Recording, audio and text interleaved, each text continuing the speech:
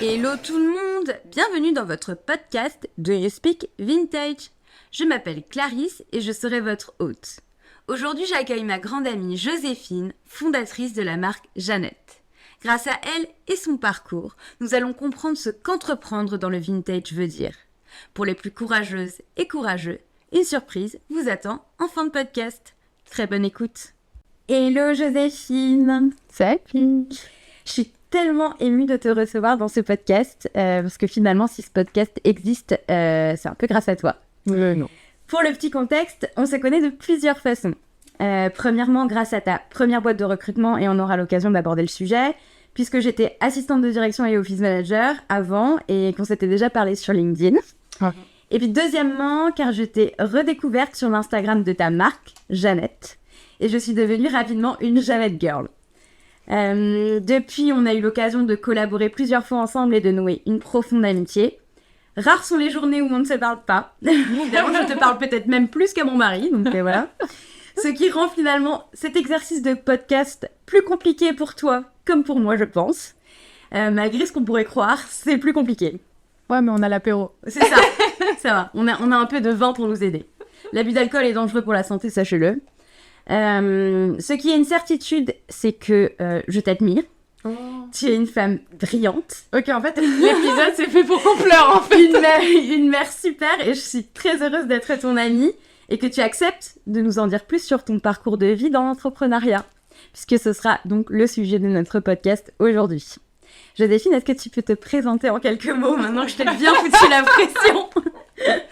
Non, mais là, je te déteste parce que déjà, je vais commencer avec les larmes aux yeux. Ça, c'est pas cool. Hein, deuxième fois dans la journée, c'est pas très sympa. Ça va te faire respirer. Et on y va.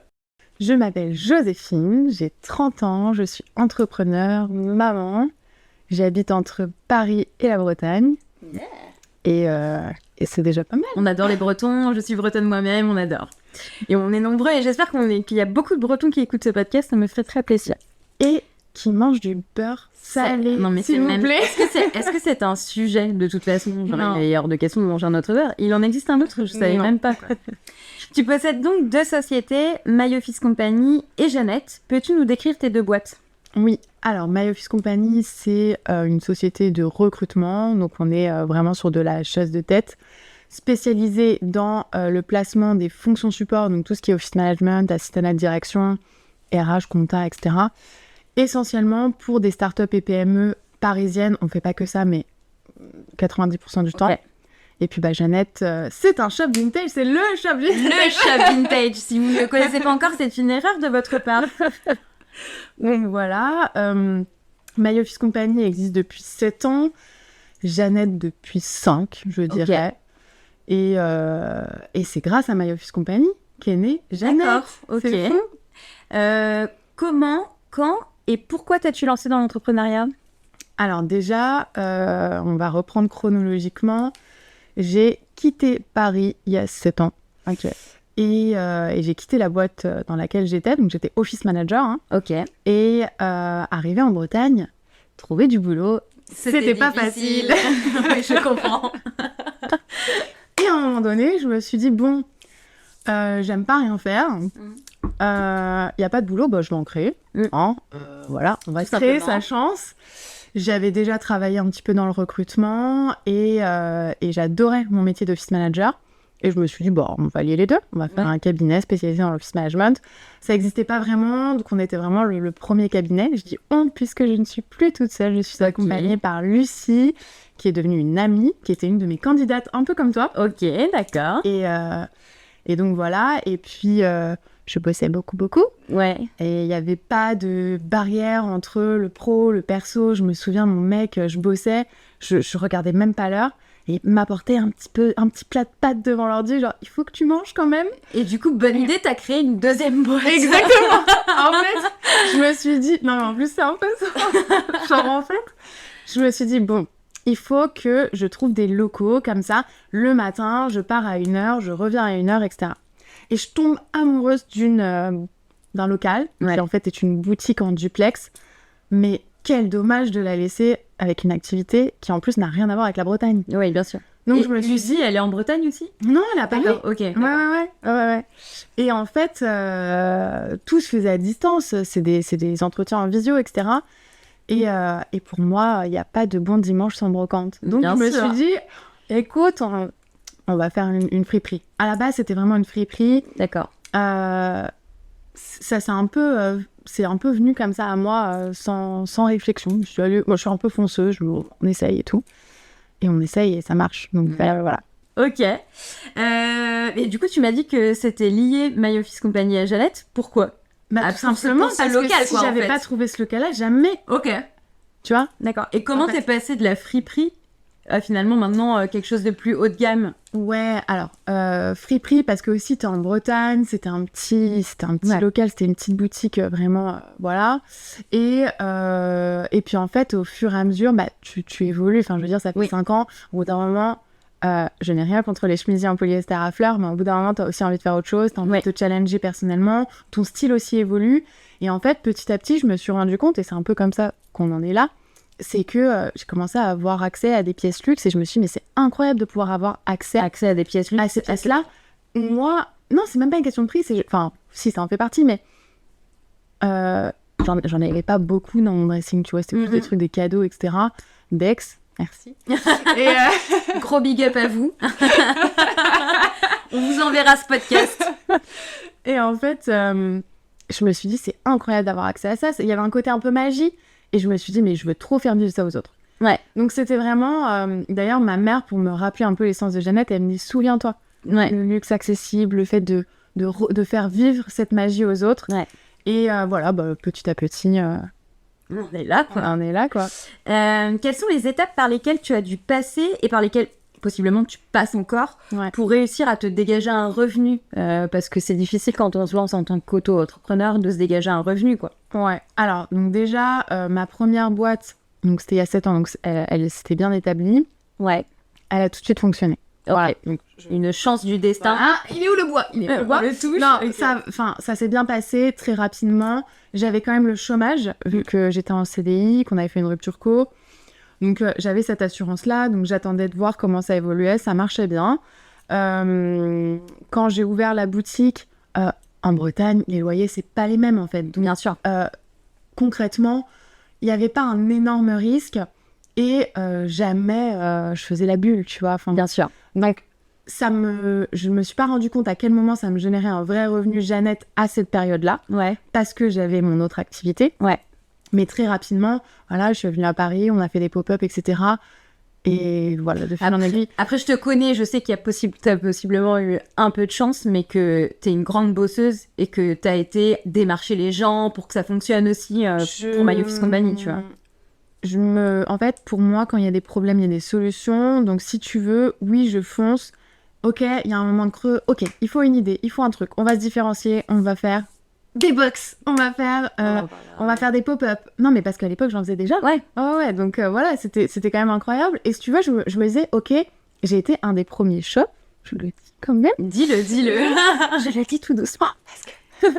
non, mais j'ai été un des premiers shops à faire des hauls sur Insta. Ouais.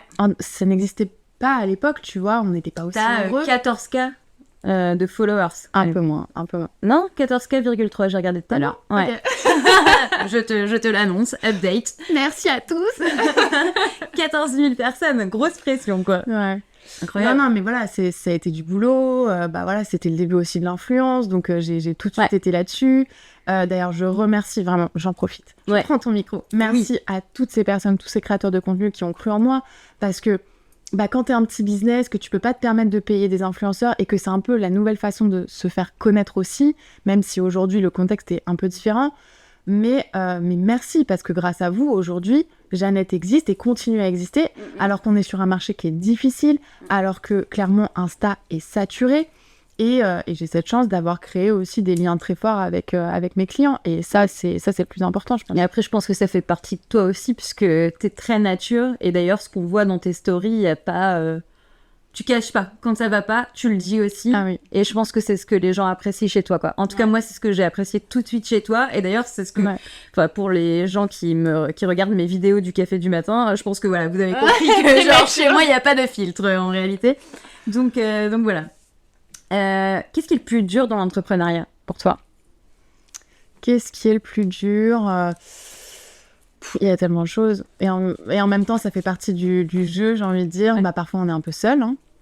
Seul à prendre des décisions. Ouais. Tu vois, il y a des moments où, typiquement récemment, exactement. Il y a des moments où tu dis, putain, qu'est-ce que je fais? Et t'as besoin de l'avis des autres. Même si c'est toi qui prends la décision. Ouais.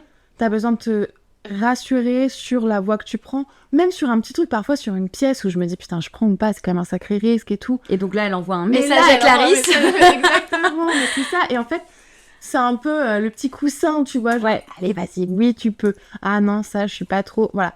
Je pense qu'il y a ce côté où vraiment, en fait, si tu bosses pas, t'as pas de salaire. Ah bah clairement. En fait, tu es le seul, comment dire, t'es ton créateur de revenus. Ce qui est cool parce que ça te laisse une certaine liberté. Moi, j'en parle parce que mon mari, il est auto-entrepreneur aussi. Et ben, c'est aussi cool d'avoir du moment libre. C'est-à-dire que si on a un truc à faire en plein milieu de la semaine à 14h, c'est largement possible, tu vois. C'est bien, on se laisse aussi... Ça laisse aussi la du temps liberté sur la vie pro, enfin la vie perso, je veux dire. Mais il y a aussi... en fait, la vie pro peut aussi complètement saturer ta vie perso, quoi. D'ailleurs, je me suis demandé, mais comment tu fais? Parce que faut quand même le rappeler que t'es en couple, fiancée d'ailleurs, je tiens à le dire. Bravo Clément, bravo, tu l'as fait. Bravo. La bague est magnifique. Moi, j'ai hâte que le mariage se passe, parce que je pense que je vais avoir 5 tenues différentes. Le Met Gala. J'avoue, le Met Gala, quoi. T'es aussi maman, du coup, d'un petit Arthur de 4 ans, presque 4 ans. Comment arrives-tu à concilier ta vie privée et ta vie pro? Tout le monde me pose cette question. Mais c'est hyper dur quand je suis désolée, je trouve pas ça si dur. Ouais. Et attention, je parle de moi, mon expérience, je dis pas que c'est facile pour les autres ou que les autres mentent en disant que c'est difficile. Je pense que chaque situation, chaque personne est différente. Ouais. J'en ai eu peur au début, mais en fait, pendant toute ma grossesse, j'ai bossé. Okay. Quand Arthur est né, mais encore une fois, c'est aussi de la chance, c'est-à-dire que Arthur a été un bébé très cool, c'est un enfant cool globalement. Ouais. Donc, j'ai cette chance-là, j'ai très vite recommencé à bosser. J'en ai besoin aussi, je pense. Ouais, ça fait partie de toi. Ça me fait partie de moi. Et Clément est un soutien sans faille. Voilà, j'ai trouvé un rythme qui est pas forcément évident entre Paris et la Bretagne, ça c'est clair, mais c'est un rythme qui est devenu un équilibre. Ouais. En fait, il y a vraiment ce moment où je suis en Bretagne, je déconnecte, je profite avec Arthur, je fonce faire les brocantes, je fonce chiner, je vais faire quelques drops dès que j'ai un moment de machin, je vais faire mes stories, des petites vidéos, du contenu. Mais du coup, dans ces moments-là, je suis pas en pop-up, je suis pas machin, je suis pas... y a pas ce truc social où je vois du monde, etc. Je suis vraiment dans ma bulle, dans ma maison, je vois quasiment personne. Enfin, c'est vraiment chill, quoi. Ouais. Et après, j'arrive à Paris, et là, c'est autre chose. C'est... Je me reconnecte avec mes clientes, les copines du vintage, pop-up, etc. Et c'est une autre dynamique. Et j'en ai besoin aussi. J'en ai besoin parce que quand je repars en Bretagne, putain, ça me redonne la niaque. Ouais. Je me calme, je reviens à Paris... Ça me rebooste, quoi. Et en fait, c'est un équilibre qui me fait trop du bien. Parfois, je prends Arthur, parfois, je peux pas. Et en fait, ça fait du bien aussi de se manquer. Ouais. Pour mon couple, je trouve que... Enfin, je le vis vraiment pas mal. Ouais. Genre, désolée, mais je me manque pas, mon amour. Je comprends tout à fait. Ça me fait du bien, je suis contente de rentrer, on a plus de choses à se dire. Et voilà, quoi. Donc, alors, ce qui est plus dur, par contre, c'est l'équilibre entre Jeannette et My Office Company. Ok. Mais comment tu t'organises, du coup? Alors... Comment t'essayes de t'organiser, quoi? Je travaille beaucoup moins sur My Office Company depuis qu'Arthur est né. Okay. Ma collègue est mon associée, en fait. Lucie, et du coup, Lucie. On embrasse. Et en fait, c'est clair que sans elle, là, il y aurait plus de My Office Company. Ou alors, il y aurait peut-être moins de Jeannette, je ne sais pas. Aujourd'hui, je sais que je suis à fond Jeannette. C'est un truc qui me remplit. Ça me rapporte moins d'argent que My Office Company. Mais tu t'éclates, quoi. Je m'éclate. C'est vraiment j'adore. Donc, voilà. Et comment tu fais pour te préserver finalement face aux galères de la vie entrepreneuriale qui peuvent arriver? Je crois qu'on peut pas vraiment se préserver. D'accord. Non, je pense que parce que ça fait partie de toi finalement. Non, mais tous les entrepreneurs, enfin, je veux dire, tu peux... En fait, tu peux te dire, je ne veux pas... Non, mais en fait, ça tombe dessus, et il faut le vivre, en fait. Des fois, ça marche hyper bien, des fois, ça marche pas bien. Exactement. Et en fait, c'est les up and down, et en vrai, tout entrepreneur le vit, c'est pas possible autrement, enfin, ça n'existe pas. Moi, j'ai connu Jeannette à un moment où quand j'ai commencé à faire des collabs avec toi, on cartonnait, honnêtement. Oui. Après, il y a eu un gros passage à vide en termes de vente dans le vintage. Et là, ça commence à revenir, je trouve. Mais il y a eu... Moi, j'ai vu un gros passage à vide, quoi. Ah oui, mais c'était pour tout le monde. Oui. En fait, c'est pour ça qu'en fait, en fait, je pense que le plus important, c'est de savoir prendre du recul. Parce que souvent, la première erreur, et on l'a fait, et on la fera toujours, donc c'est une erreur, mais naturelle, c'est de se dire, putain, merde, ma sélection, elle a chier. Oh non, mais c'est mon merch qui va pas. Non, mais en fait, non, ça n'a rien à voir. Parce que le week-end prochain, ça va très bien marcher avec la même sélection. J'ai l'impression de m'entendre quand tu parles. Non, mais c'est dur parce que sur le moment, ça te fait chier. Bien sûr. Parce que c'est ce qui te fait bouffer. C'est ce qui te fait bouffer. C'est ce qui fait bouffer ta team. Enfin, tu vois. Mais surtout quand t'embauches des gens comme toi, t'as une responsabilité supplémentaire, c'est évident. Ouais. Et puis après aussi, enfin, tu veux dire, t'as tout est chiné à la pièce. Donc si tu veux, tu mets de l'amour dans tes pièces. Bien sûr. Quand elles partent pas, putain, c'est difficile. Bien sûr, tu te dis putain merde quoi. Et je sais que t'es pas la seule dans ce cas parce que j'ai la chance de fréquenter des meufs dans le vintage qui sont ouf. Et je sais que beaucoup me disent. Et même moi, je vais voir beaucoup. Et d'ailleurs, je pense tout particulièrement à une robe. Alors, je ne me souviens plus de la marque, mais je crois que c'est Roberto Cavalli, genre jaune et rouge, complètement en soie de Fancy Mills, donc Emily, qu'on embrasse. Mais je comprends pas pourquoi cette robe est encore là, quoi. Mais non, mais dingue. Alors, attends. Ça c'est pareil. On se pose toujours la question parce que c'est une pièce qu'on adore, parce qu'on la trouve incroyable, etc. Mais en fait, elle attend juste la bonne personne au bon moment qui a le budget. Enfin, j'avais eu en ensemble Nina Ricci en soie. Oh putain, une pièce incroyable. Incroyable. Genre vraiment dingo. Et on l'avait shootée, je te montrerai après les photos. Ouais. Mais elle est restée super longtemps. À tel point que je pouvais plus me la voir alors que c'est une pièce d'exception et qu'aujourd'hui je triplerais le prix que je l'ai vendue. Mais en fait, tu la vois et tu veux qu'elle parte. Franchement, ça te fait trop mal au cœur. Ouais. Et attends, la personne qui l'a trouvée le jour J, elle était on fire. Donc, il faut laisser aussi. Est-ce que c'est la fameuse veste genre en vinyle et fourrure? Non, que t'as vendu au Ah oui. Ah non, non, c'est une pièce qui date il y a super longtemps. Okay. C'est un vieux souvenir là. Je te montrerai. Ok. Elle était incroyable. Est-ce que moi je l'aurais acheté? Oui. Ah, c'est très probable. De toute façon, moi je suis vraiment une très bonne cliente. Faut savoir que c'est un enfer pour moi de fréquenter Joséphine au quotidien, donc voilà. Est-ce que t'as, justement, on parlait de ça, mais est-ce que t'as du monde pour t'aider? Est-ce que t'as une team à la fois donc pour My Office Company, il y a Lucie, du coup.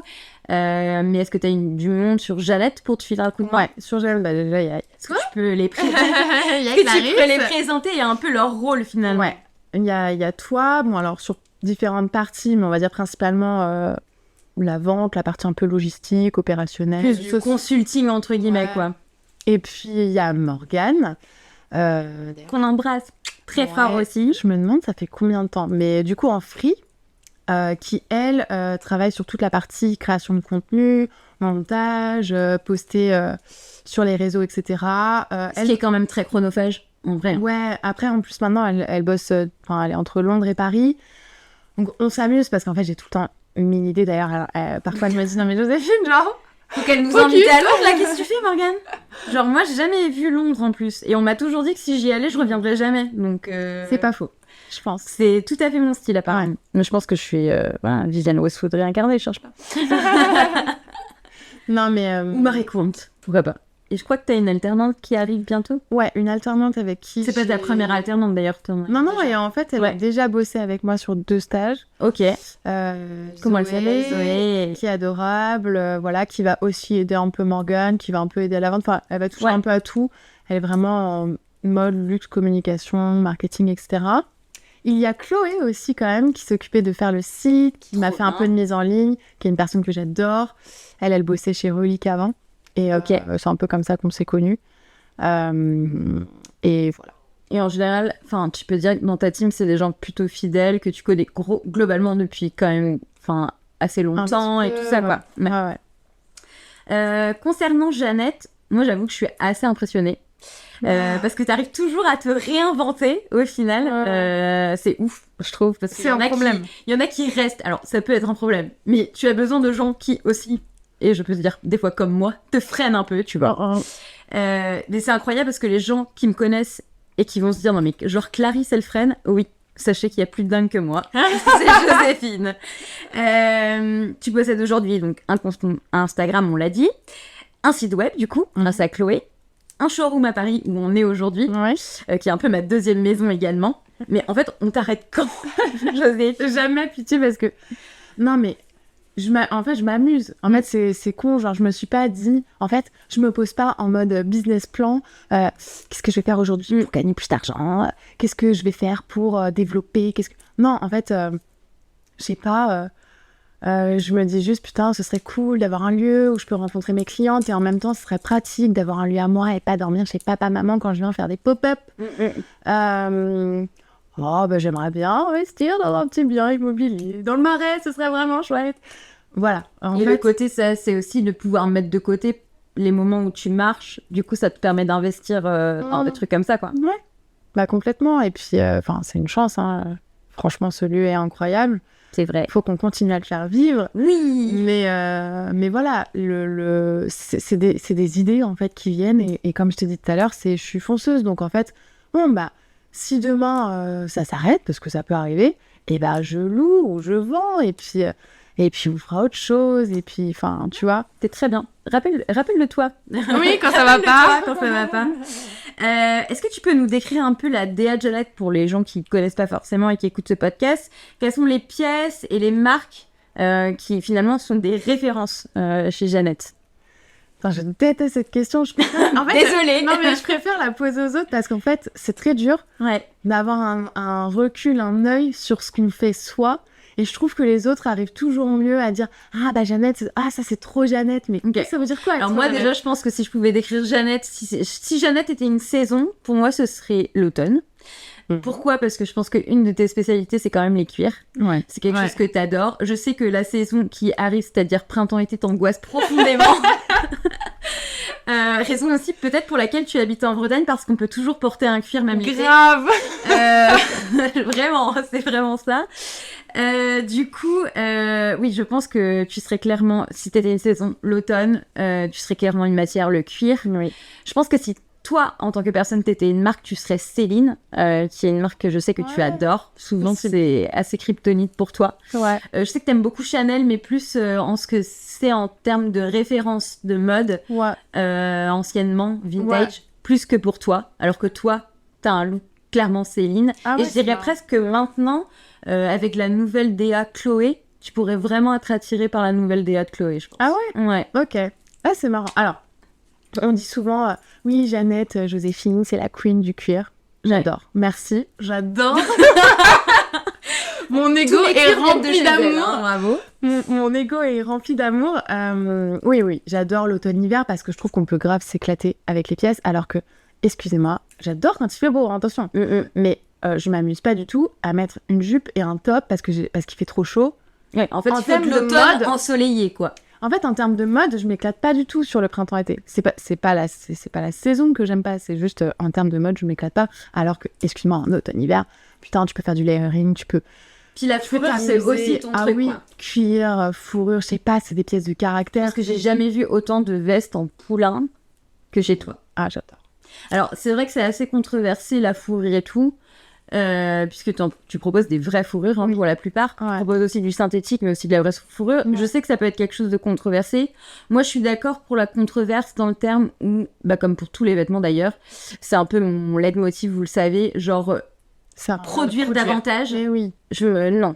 Par contre, acheter de la fourrure qui est déjà existante, ma foi, elle est déjà existante. Le mieux, c'est quoi? C'est de la brûler? Non, tu vois. Non. Donc, je veux dire, en plus, c'est pas des pièces que contrairement à de la fast fashion que tu mets 2 fois et que tu vends. Non. C'est des pièces que tu vas porter, garder, chérir, qui vont prendre de la valeur, que tu vas transmettre. Finalement, c'est comme des bijoux de famille. Tout ça, tu le transmets, en fait. Donc, que ce soit déjà là, ça chagrine, bien sûr. Je pense que maintenant, il y a beaucoup de moyens pour pouvoir produire autrement. Mais en fait, je pense que déjà, le problème, c'est d'arrêter de produire. Oui. Mais du coup, moi, ça me dérange pas. Mais je sais que j'ai jamais vu autant de vestes en poulain que chez toi, quoi. Et elles ont un succès fou, surtout auprès des Américaines. Non, mais attends, j'adore. Enfin, si vous en avez jamais vu, jamais touché, c'est une fourrure qui est... elle est pas dense, en fait. Non. C'est pas doux. Tu passes pas ta main dedans comme des... Non. Comme rien à voir. Comme du des lapin. cheveux, voilà. Le lapin, c'est très doux. Moi, Là, c'est plus rêche, c'est plus en surface, c'est hyper lumineux. C'est plutôt les années 70. Et en fait, c'est très récemment où je suis tombée sur une pièce. Et vraiment, genre, c'était il y a peut-être 1 an ou 2, peut-être, je vais pas trop la notion du temps. Et vraiment, coup de cœur. J'ai trouvé que c'était incroyablement beau et rare. Et bah oui, bien évidemment. C'est beau et rare. 70, t'en trouves plus. Donc dès que j'en trouve, désolée, je prends. Et c'est une merveille. Et en vrai, ça se vend. Et ça se vend bien. Ça se vend très bien. Donc, c'est la preuve qu'il y a quand même des gens qui comprennent le message que je viens de transmettre. Quoi. Bien sûr. Et puis, il y a la notion de rareté.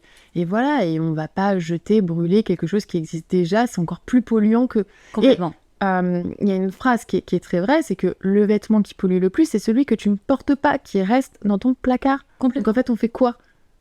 On l'expose ? Ouais, non, on le porte fièrement. Oui, et voilà, et on dit d'accord. It's vintage.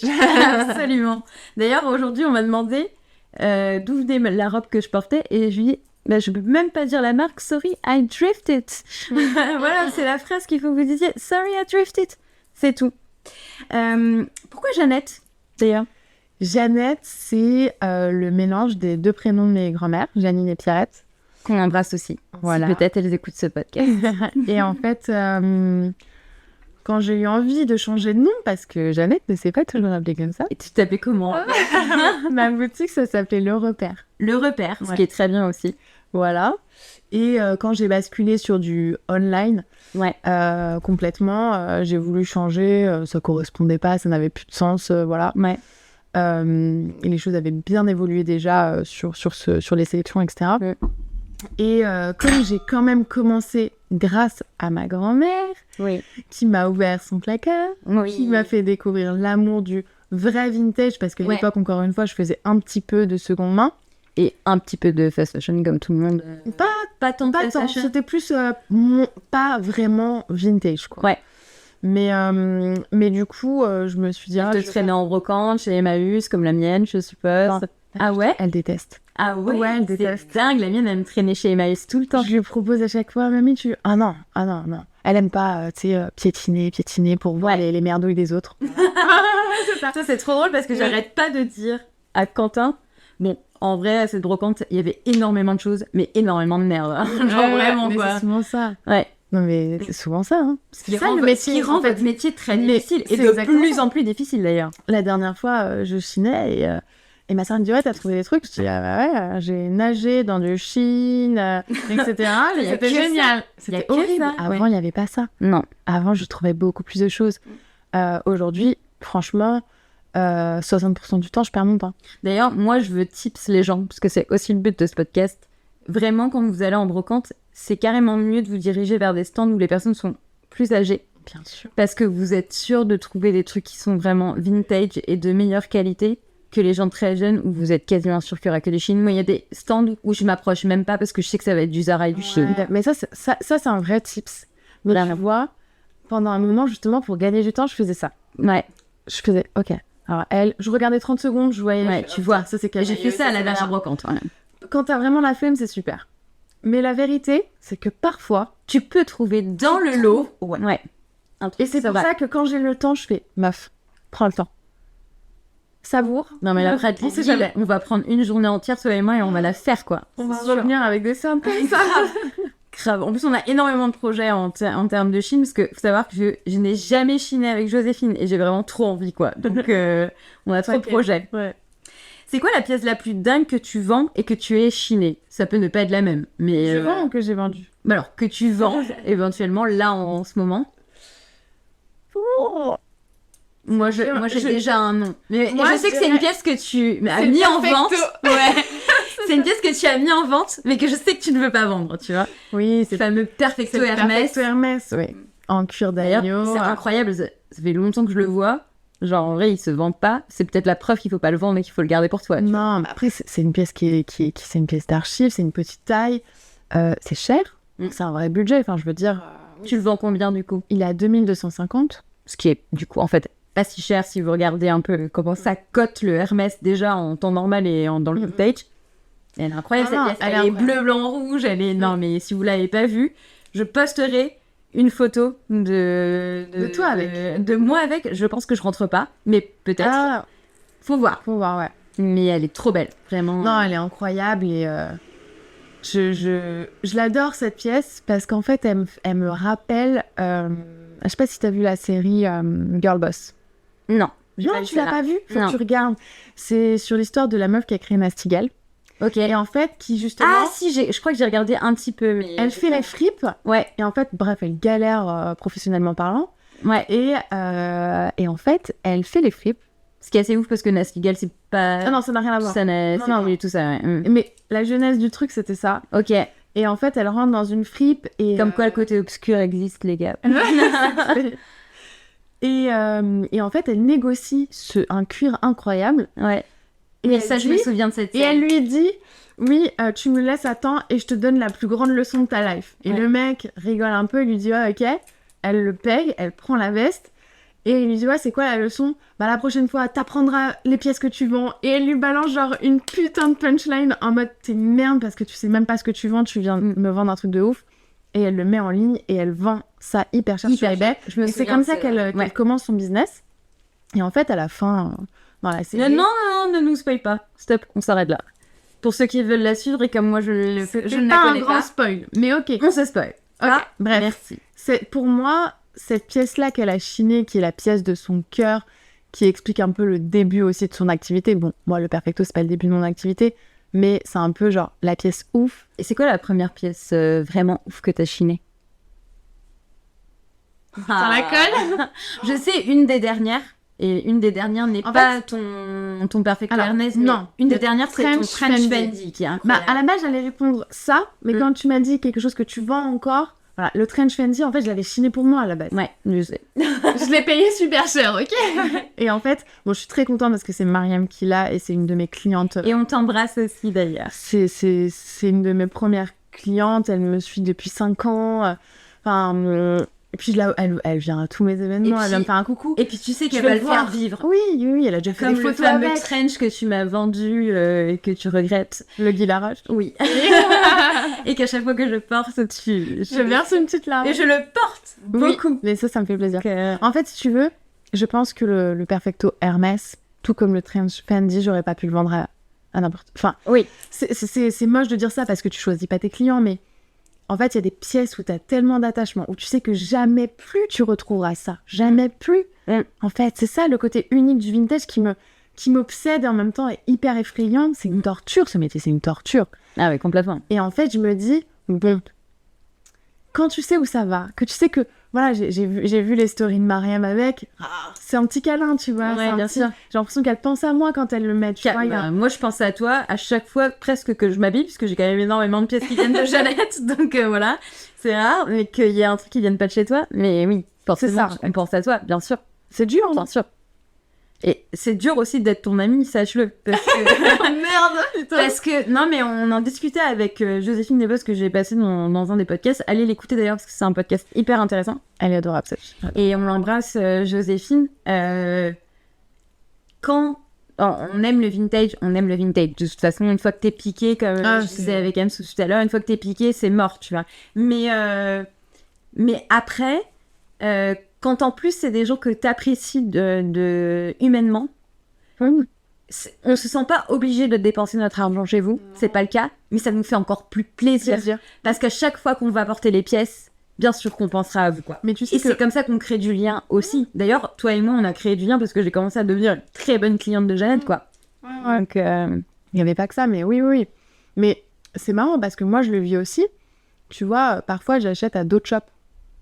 Et elle me dit, mais non, mais tu vas pouvoir le chiner. Ça, je dis, non, mais en fait, ça me fait plaisir. ouais, bien sûr. En fait, oui, je peux le chiner, mais c'est des pièces uniques. Dans combien de temps? Moi, je l'aime bien, j'ai envie de te... Enfin, en fait, l'avantage à...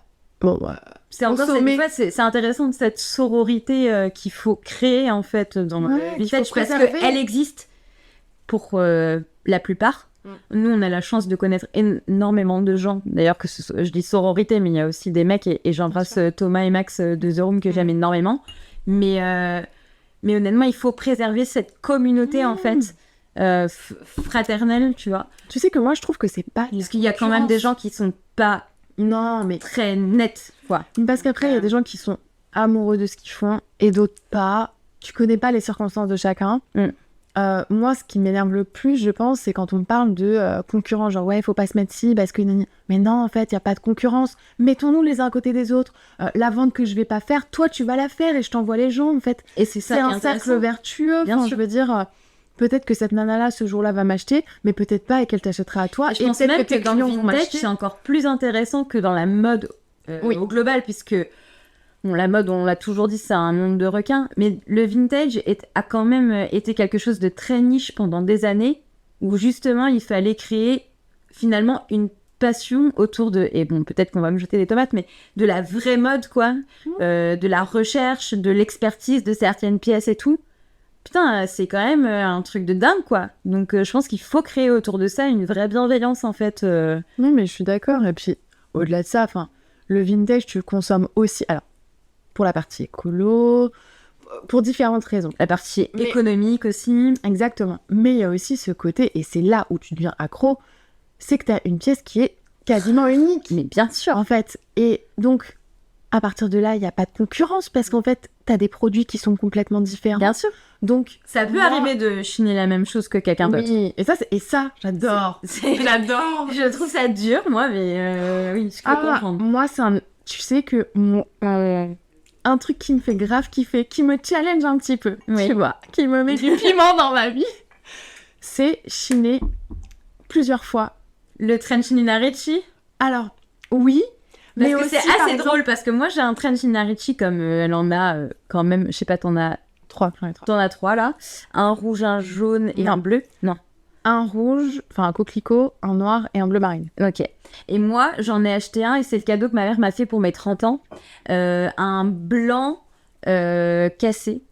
Le même modèle que j'ai, ouais, le même modèle que j'ai acheté à Nouvelle Jeunesse, que j'embrasse aussi. elle en faisait beaucoup. Et c'était un vrai budget et c'est un cadeau que ma mère a décidé de me faire pour mes 30 ans. Ouais. À cette époque, j'ai acheté déjà un petit peu chez Jeannette, mais je démarrais en fait ma transition au full vintage. Ok.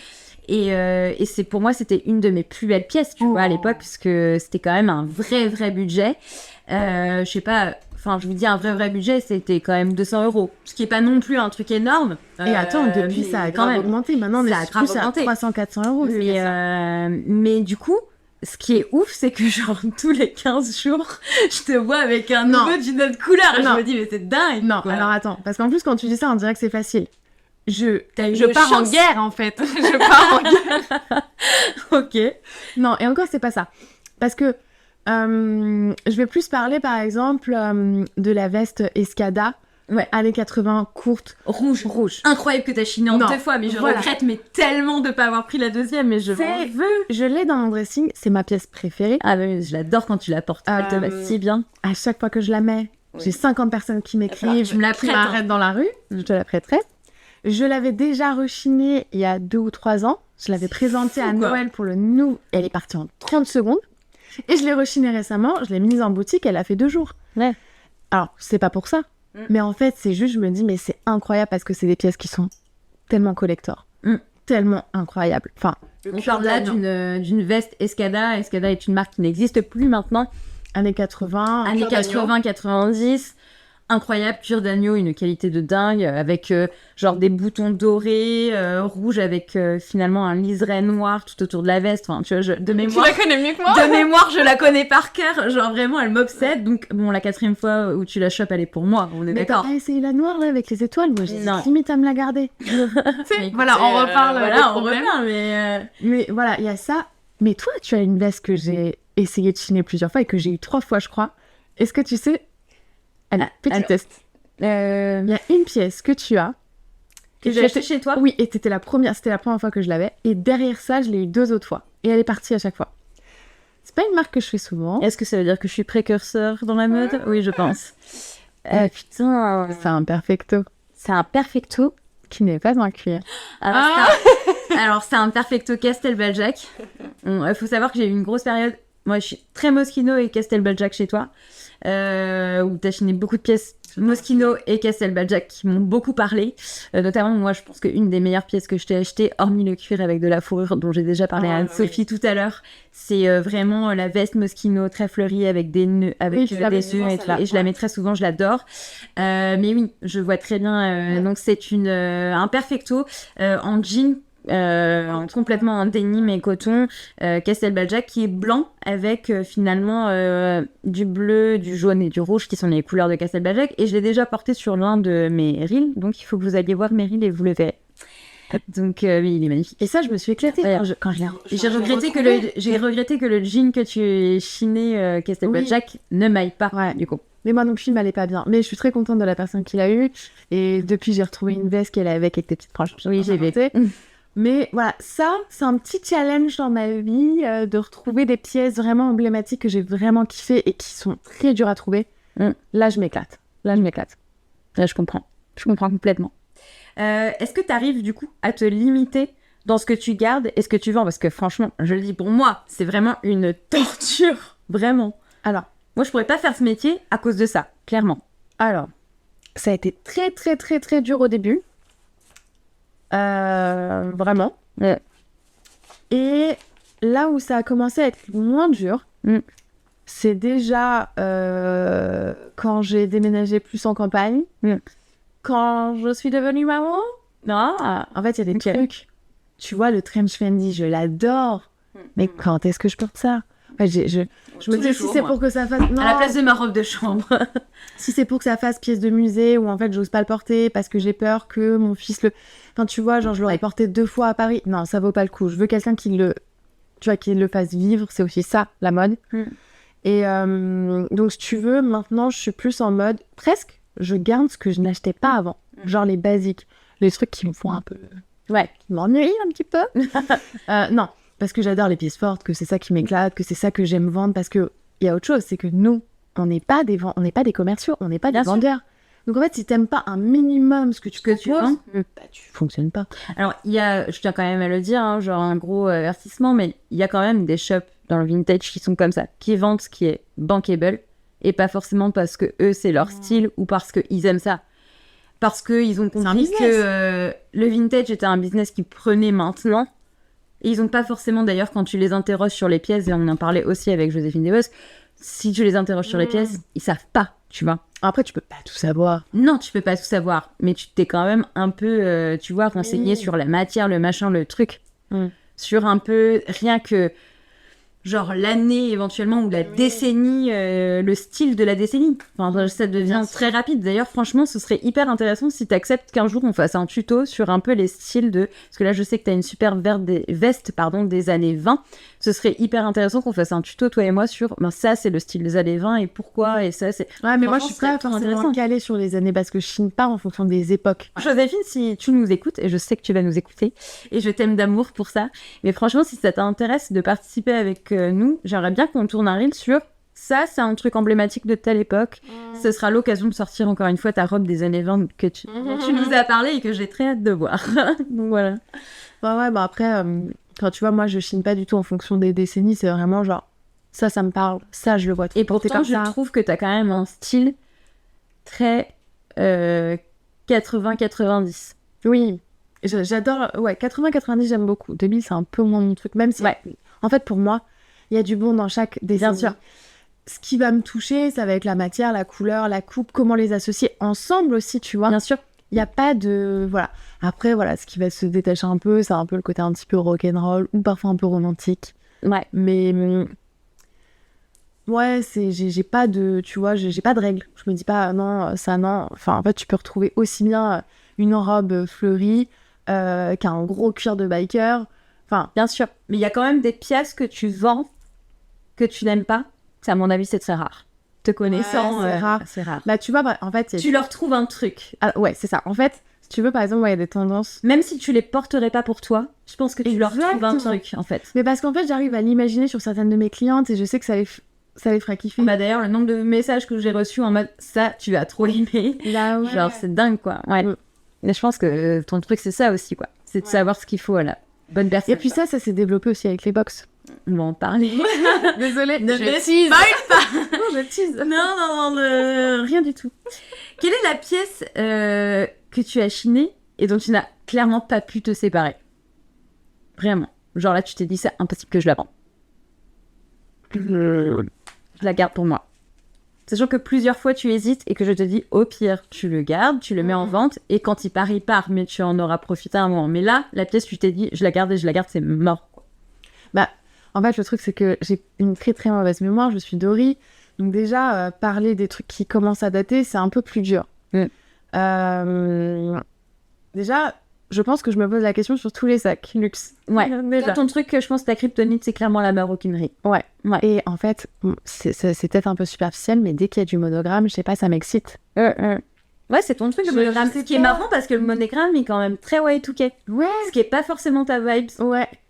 Et c'est vrai que t'es assez... Je sais pas pourquoi. Ouais. Je trouve qu'il y a un truc... Ouais. Je sais pas, il y a un truc sexy. Alors que beaucoup ont dit que le monogramme était arrivé en mode de l'année 2000, justement parce que les nouveaux riches voulaient montrer qu'ils portent de la marque et donc qu'ils portaient du monogramme pour bien montrer qu'ils portaient de la marque. Ouais. Je suis pas d'accord, je trouve que le monogramme, c'est vraiment... Après, même un monogramme non luxe va quand même me toucher, tu vois. Ouais, je pense que c'est très attirant, le monogramme. J'adore le monogramme. Après, moi, ma vibe est très... Bon, j'adore les années 80 parce que... Alors, ma mère me tuerait parce qu'elle déteste, tu sais, par exemple, la robe que j'avais pour Noël. Oui, je pense que tu aimes beaucoup avec, genre, très près du corps, mais avec un gros volant par-dessus. Moi, j'adore cette veste années 80. Et aussi le... J'aime beaucoup aussi non, il y a c'était autre chose ça, mais j'aime beaucoup aussi les grosses épaulettes très marquées qui sont purement années 80. Mais tout le monde boude les années 80, mais désolé, les années 80 c'était tellement drama. J'aurais tellement voulu être dans les années 80, probablement parce que je suis une drama queen, mais vraiment j'aurais adoré. Enfin, Freddie Mercury, je suis sûre que ça aurait été mon meilleur pote, tu vois. Genre j'aime beaucoup ce style des années 80. Extravagant. Peut-être un peu moins niveau capillaire, mais en tout cas au niveau style, j'adore. Et j'aime beaucoup les années 90 et 2000 qui me touchent parce que ce sont des années que j'ai vécues. Hein. Je suis en des années 90, donc évidemment j'aime le 2000. Mais tu vois, moi je suis bébé 90, mais 2000 ça me dégoûte. Ouais, parce que peut-être trop vu, trop machin. Et moi, il y a des trucs quand même dans les 2000 où je me dis... C'est drôle de voir des filles de genre 13, 14, 15 ans porter ce que moi je portais déjà. Et je me dis, il y a certains trucs sur lesquels je flanche, entre guillemets, et je me dis, bah bien sûr, parce que je vais le reporter, parce que, enfin, je suis une des premières à l'avoir porté, donc évidemment que moi je sais le porter, et même mieux que les autres, tu vois. Ce que je pourrais me dire pour à peu près toutes les décennies. Mais, je me dis que les années 2000 sont quand même assez... voilà. C'est marrant. Mégalo dans ce podcast, sachez-le. Mais c'est marrant parce que tu vois, par exemple, ma mère, quand j'ai commencé le vintage, elle me disait ah non, pas ça, ah non, je portais ça. En fait, t'as cette espèce de nostalgie, genre, et moi c'est pareil en fait quand je vois les nanas, ah non, taille basse, ah non, genre, ah non, pas ça, pas le retour de ça, pas le retour de ça. Taille basse, j'avoue, je peux pas. Taille basse, je peux pas. Non, mais c'est pas du tout avantageux. En fait, quand les mom jeans sont redevenus à la mode, genre vraiment, je pense que j'ai vendu mon âme et puis jamais je reviendrai à autre chose, quoi. T'es vachement plus à l'aise et tout. Et en plus, je pense que quand tu passes un certain âge, honnêtement, moi j'ai eu le nombril percé et tout ça, mais quand je pense que tu passes un certain âge, le fait de à la fois montrer... En fait, je sais pas comment vous expliquer, mais je pense que le nombril, c'est ma pudeur, mais je sais pas, en fait, c'est juste que je porte des crop tops, en veux-tu, en voilà, j'ai absolument aucun problème.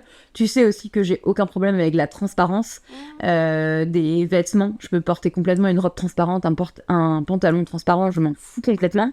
Mais c'est vrai que genre je suis quand même plus à l'aise dans une taille haute et mettre un crop top très court. Et je trouve ça plus élégant. Et du coup, c'est plus années 90 que 2000, où 2000 ont montré son nombril, quoi. Clairement. Ah, mais ça, je suis d'accord. Et je vois très bien ce que tu veux dire, mais parce qu'en fait, en termes de rapport, c'est plus joli, ça marque la taille, ça élance. En fait, taille basse, pas pour tout le monde, mais pour la plupart des gens, c'est pas joli, c'est pas avantageux. Et puis, au bout d'un moment, genre, nous, on a la trentaine, donc on se permet de le dire, et je pense que la trentaine est quand même un changement à la fois hormonal et physique. Bon, après, moi, j'ai eu en plus, du coup, un traitement qui m'a quand même fait prendre énormément de poids à la trentaine, donc mon corps a aussi évolué. Mais je pense que Alors, je comprends les meufs qui sont en mid-size, et il y en a beaucoup que je suis et que j'aime beaucoup, et je les admire complètement de montrer complètement leur corps, peu importe leur taille et tout. Je suis assez dans cette vibe aussi depuis que j'ai pris un peu de poids. Mais moi, je me sens pas à l'aise, en fait. Et je pense qu'en fait... Avec quoi? Attends, j'ai pas compris. Avec mon ventre. Ça a toujours été un truc assez problématique. Tu portes des crop tops? Ouais, mais je monte pas mon ventre. Je monte le haut de mon ventre. Oui, okay. Mais tu vois, comme le pantalon est taille haute, je me sens plus à l'aise dans ma trentaine de vivre ça. Il y a eu un moment, et j'en ai parlé avec Anne-Sophie tout à l'heure, où j'ai complètement arrêté les mini-jupes, où je me sentais complètement décalée face aux mini-jupes et tout, que c'est beaucoup revenu, et je te l'ai dit l'hiver dernier, je me suis dit, ah ouais, mais là j'ai vraiment envie de revenir aux mini-jupes et tout, ça s'arrêtera peut-être, et peut-être que dans 5 ans j'aurai envie de porter des tailles basses, mais et tu penses que je me sens plus à l'aise. Tu penses que ça c'est lié au physique? Parce que par exemple, moi, qui n'ai pas le même corps que toi, pareil. Ouais, mais physiquement, moi, j'ai fait un vrai blocage de ça dans les années 2000. C'est pas juste... Ok. Ouais. Ce qui est bizarre, hein. Mais voilà, on se livre ce soir, on vous dit tout. Ouais. Mais ouais, je pense que... Mais par contre, j'admire grave... Et par contre, je pense que je suis quelqu'un qui m'assume énormément physiquement. Ouais. Mais ça, c'est vrai que c'est un truc où... Et tu vois, c'est assez intéressant parce qu'en fait, c'est pas une limite sociale que je m'impose, que je m'impose, en fait. C'est juste moi où je me dis, je me sens pas bien comme ça, en fait. Ouais, bien sûr. Et en fait, la mode, c'est ça. Et la mode, c'est ça. C'est pas se dire, ah bah, en fait, faut que je m'assume complètement, donc faut que je monte tout mon corps. C'est faux, en fait. La mode, c'est porter ce qui vous plaît et les vêtements dans lesquels vous vous sentez à l'aise, en fait. C'est vraiment ça. Genre, moi, je porte pas énormément de talons parce que je sais que la moitié du temps, j'ai mal aux pieds avec. Bah, c'est pas parce que je suis en bottes ou que je suis en basket que je suis moins stylée. Non, c'est faux, quoi. Oui. Et en plus, je me sens beaucoup plus à l'aise et ça se voit. Et je pense que parce que ça se voit, mes tenues sont plus stylées. Et c'est ça la mode. En fait, pour moi, la mode, et on le dit souvent, c'est une question de c'est montrer sa personnalité, en fait. Et un jour, justement, tu peux avoir une personnalité un peu en mode rock parce que t'es en mode rebelle. Là, t'as envie de fuir le monde. Et le lendemain, oh, je suis chill là. Oh là là, moi, je vais rester en chaussons. Ouais, je vais me mettre à plat. On va se calmer. Enfin, je veux dire, c'est ça. Je passe un entretien. Putain, là, je suis une girl boss. Ok, je suis une girl boss. Je vais me mettre un blazer. Je vais me mettre des petites lunettes. Je vais me mettre des petits talons. En fait, c'est ça. Mais toujours en étant bien. Moi, j'avoue qu'en ce moment, je suis vraiment en mode confort. Ce qui n'a pas toujours été le cas. Peut-être que demain, ce sera autre chose. Mais c'est aussi ça qui est beau, c'est que la mode, elle nous suit, tu vois. Elle se renouvelle. Et nous, on se renouvelle aussi, on évolue. Mais en fait, même au-delà de ça, je pense que c'est nous qui choisissons ce qui va être notre mode. La mode est aussi notre mode. D'ailleurs, je lisais un article très intéressant dans le Vogue qui vient de sortir là d'avril où Céline est en couverture, où ils utilisent maintenant vachement les intelligences artificielles pour essayer de prédire, je te prédire, l'article il est assez dingue, pour essayer de prédire finalement ce que va être la mode de demain et donc essayer de produire en conséquence et donc pas de surproduire mais de produire complètement en conséquence. C'est assez intéressant. Okay. Là, l'intelligence artificielle peut peut-être nous aider justement dans la production et la surproduction. Parce que, évidemment, on en parlait aussi avec Joselyne Desbosses du coup, mais à un moment, tout ce qui est dead stock et tout ça, et c'est déjà un peu plus dur de chiner maintenant, et à un moment, bien sûr, si ça arrête de produire, ce sera plus compliqué de chiner aussi. Donc, et moi, je suis quand même fan de tout ce qui est haute couture et tout ça, et c'est aussi énormément pour ça que j'aime le Met Gala, par exemple. C'est parce qu'ils utilisent des archives d'avant, donc je trouve ça hyper intéressant. Mais bien sûr que la haute couture, pour moi, c'est un art, clairement. Ah bah. Et que bien sûr qu'il va falloir continuer à produire, mais je pense que juste le système de production n'est pas le bon, pour la plupart. Mais il va falloir continuer à produire pour faire vivre. Et en fait, le truc, c'est que juste, là, on continue à produire, mais on n'invente plus rien. Et quand je parle d'inventer plus rien, je me reprends sur une marque qui, pour moi, est assez dans l'innovation. Et notamment parce que le dernier sac qu'ils ont sorti m'a vraiment marqué, c'est Coperni. Coperni est complètement dans l'innovation. Il y a des marques encore qui existent et qui sont dans l'innovation. D'ailleurs, je me souviens plus de la marque, mais Blandine, du coup, m'a envoyé ça. Et cette marque, elle est passée au Met Gala. Et pour ceux qui l'ont vu ou pas, c'était une robe avec, tu sais, des papillons. Tu m'as dit, je me marierais là-dedans. Ouais. Avec les papillons qui sont mécaniques. Oui. Bon, voilà, c'est de l'innovation même en termes de mode. Et produire comme ça, je dis d'accord. Il y en a qui se renouvellent aussi justement en produisant, mais à l'aide de tissus Justement, tu parlais de deadstock, etc. Je pense que j'essaye d'être positive sur tout ça, voilà. Moi, je suis quelqu'un d'angoissé. Parler d'écologie, je ne le fais pas. Et c'est horrible à dire, mais je ne m'informe presque pas parce que ça m'angoisse de ouf. Ouais. Mais il y a quand même des choses qui sont mises en place, même dans la mode. Oui. Au-delà du vintage. Donc, alors, c'est de plus en plus compliqué de chiner. Oui. Mais d'ailleurs, il faut savoir que eBay, qui est quand même une plateforme où tu peux acheter de la seconde main, était très mise à l'honneur et d'ailleurs était partenaire de ce Met Gala. Hein. Ah ouais. Ah oui, c'était partenaire. Ok. J'ai trouvé ça hyper intelligent. Ouais. Et eBay, c'est vintage. Hein. Je me dis, putain, mais c'est incroyable. Genre, ça y est. Enfin, moi, j'ai espoir que, genre, chez Vogue, il y ait clairement de la place pour la seconde main maintenant. Complètement. Bien sûr, parce que, attends, quoi de plus... Mais la mode est cyclique. Déjà, quoi de plus luxueux que de porter une pièce rare? Bien sûr. Et puis, en plus, il y a énormément de marques, comme par exemple Chanel, qui prennent tellement de valeur, et même bien plus en vintage qu'en neuf. La qualité, rien à voir. La qualité, rien à voir, bien sûr. On en reparle. Enfin, j'ai vendu des sacs timeless. Mais pour moi, c'est tellement facile à vendre. Je veux dire, la bijouterie, avant, elle était plaquée or. Là, il n'y a plus de débat, en fait. Non. Alors, quand on parle de la bijouterie, on parle par exemple des fermoirs dorés, des sacs Chanel, qui étaient en plaqué or. Ouais, qui ne l'est plus aujourd'hui. Non. Le cuir n'est plus le même. Parce que ça coûte trop cher aujourd'hui, les matières premières, etc. D'ailleurs, tu as une collection de sacs de luxe, même perso, qui est assez impressionnante, et t'en vends aussi. Où est-ce que tu les chines? Alors, à l'époque, c'était beaucoup en ligne. Ouais.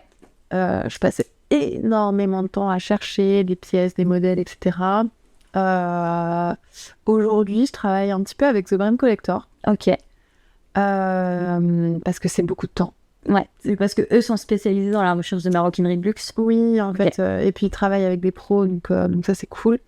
Et alors, c'est clairement pas ce segment-là où je fais le plus de marge, qu'on se le dise. Mais ça me... Oui, parce que quand tu te rémunères, sur le prix d'achat, il y a une partie où tu te rémunères et une partie où tu es commissionné par The Brand Collector qui présente les pièces. Tu les payes, hein? Tu les payes? Ah ouais. Ok. Ouais. Tu les payes complètement. Je les achète. Et voilà, c'est clairement... Je les paye assez cher, beaucoup plus cher que si je les trouvais, bien évidemment. Mais c'est tellement dur à trouver. C'est tellement de temps. En fait, c'est tellement de temps. Et j'ai plus ce temps. Voilà, très honnêtement. Oui, il faut le dire. Hein. Parfois, oui, il y en a quelques-uns, bien sûr. Il y en a quelques-uns, je les ai trouvés. Mais ça prend beaucoup, beaucoup de temps. Et aussi, il faut une certaine, quand même, expertise.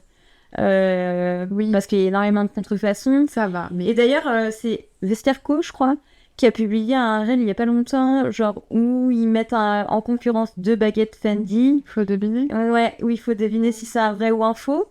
Et elles sont pas toutes d'accord chez Vestiaire, tu vois. Ah, mais c'est difficile, il faut s'y connaître un peu. Après, c'est beaucoup plus facile quand tu chines du vintage que quand tu chines de la seconde main. Okay. Vestiaire-Co, t'as quand même des modèles récents, bien sûr, qui sont beaucoup plus contrefaits. Ils vont pas se faire chier à te copier, sauf les rééditions, les saddles, les petits Prada Nilo, etc. Alors ça, contrefait à fond. Mais parce que ça revient, c'est tendance, c'est de l'argent facile, machin. Mais non, ça va. Mais ouais, The Brand Collector, je les achète, mais voilà, il n'y a pas une grande marge dessus parce que je veux que ça reste accessible et que je les achète quand même assez cher. Et The Brand Collector, est-ce que toi, tu peux l'acheter parce que t'es pro, ou est-ce qu'il y en a qui peuvent en perso aller l'acheter, genre si demain je me connecte, mais c'est important de le dire, je crois pas. Ok. Faut que je revérifie, mais je crois pas. Ok. Non, tu vois, c'est quand même intéressant. Non, mais ça va. Mais faut que je revérifie voilà, parce que je me suis pas connectée en perso, mais moi, eux, ils m'ont... Et c'est eux qui sont venus me voir. Ok. Qui m'ont pour collaborer. Ouais. Ok. Ce qui est hyper intéressant. C'est la preuve aussi qu'ils t'ont suivi, qu'ils ont vu que tu proposais du luxe et des sacs de luxe aussi que tu as. Ouais, puis la fille, elle est super sympa. La nana qui... Il me semble qu'elle est Alice, je crois. Non, elle s'appelle Juliette. Juliette, oui, Juliette, évidemment, j'adore ce prénom. Certains d'entre vous savent pourquoi. Et qui est venue nous voir au salon du vintage. Ouais, exact. Voilà. Ok. Mais on embrasse Juliette, du coup. Où est-ce que tu chines tous les vêtements qu'on retrouve chez Jeanne?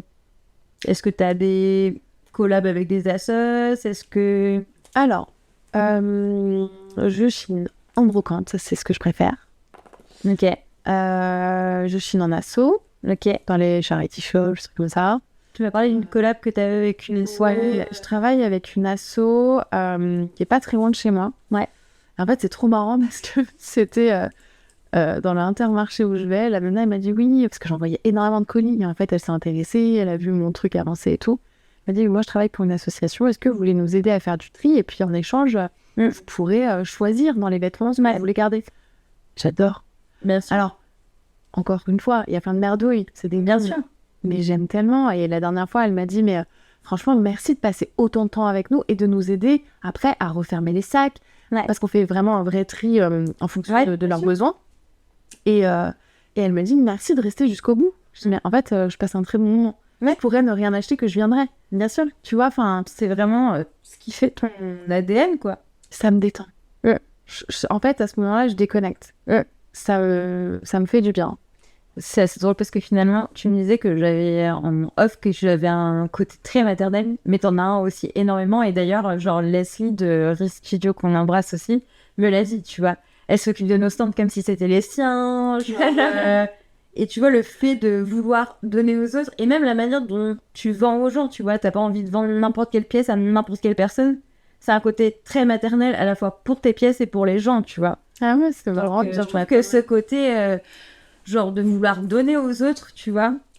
En fait, je me vois plus comme la bonne copine qui va pas te dire « Ah oui, ça te va bien », alors que ça te va pas. Ouais, bien sûr. Ah, par contre, non mais là-dedans, meuf, t'es canon, ça te fait un cul de... Prends-la. Genre, autant il y a des trucs où elle est pas d'accord et je porte quand même. Et après, elle me dit « Ah, en fait, ça va. » Non, mais parce que je dis ce que je pense vraiment, parce que... C'est... Voilà, c'est un truc qui te touche, c'est la mode, c'est... Voilà. Et puis, c'est une manière aussi, peut-être, des fois, tu projettes les gens dans une certaine image. Ça veut pas dire que parce qu'ils vont pas suivre ce que tu leur as dit, c'est pas bien, tu vois. Mais que tu projettes les gens dans une certaine image.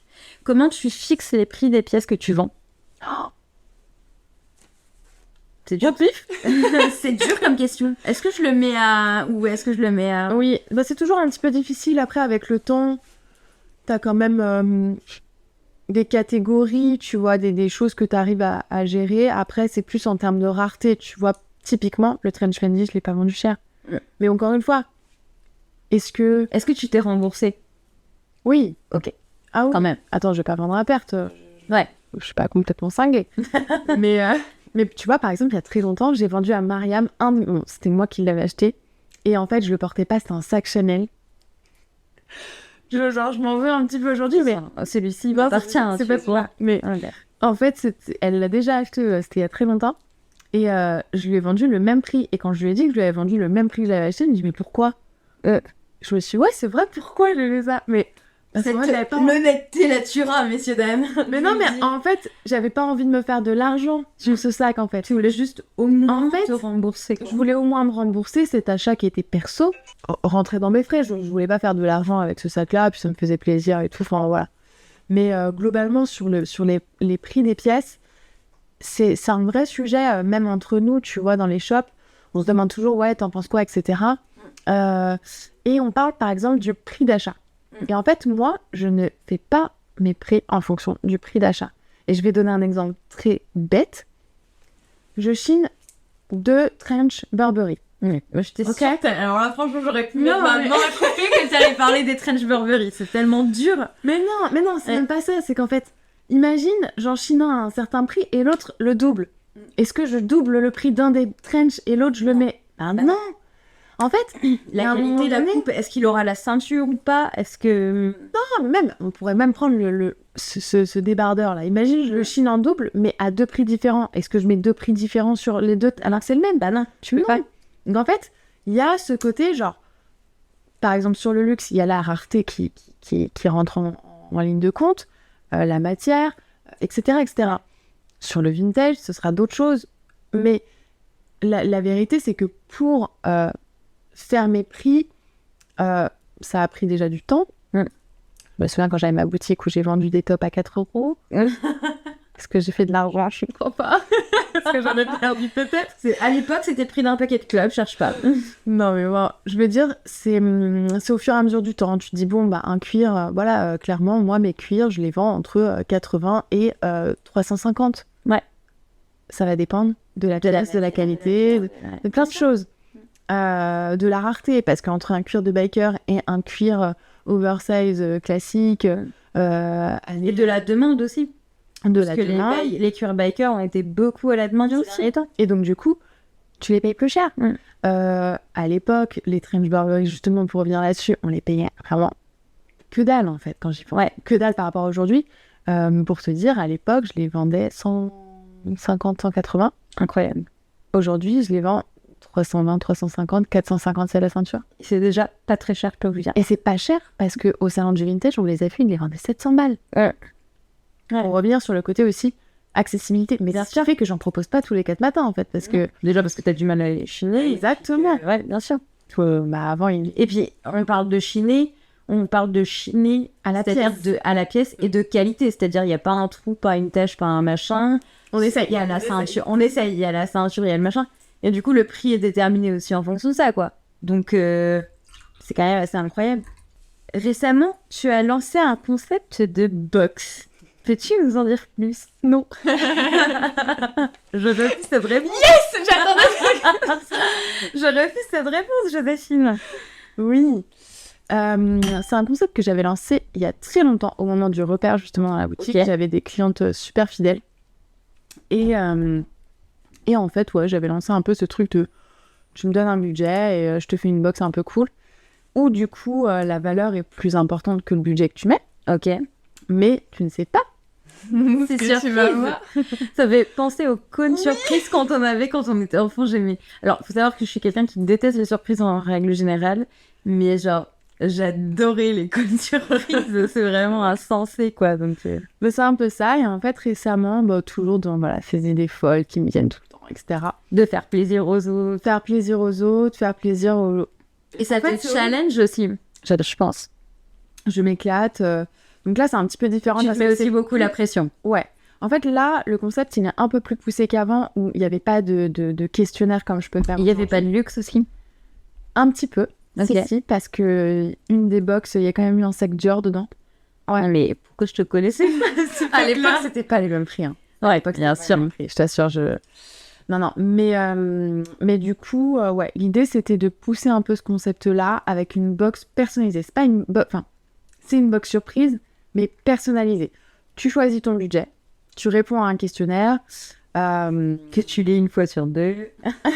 Non, juste avec toi. D'accord, très bien. Non, un questionnaire avec, taille, couleur préférée, motif préféré, ce qui te manque dans ton dressing, ton style en quelques mots, m'envoyer des photos. Ok, mais il y a une question qui revient dans ton questionnaire et où les gens disent « Bob, évidemment ». Et en fait... pas tellement évidemment, c'est est-ce que t'aimes le luxe ou pas?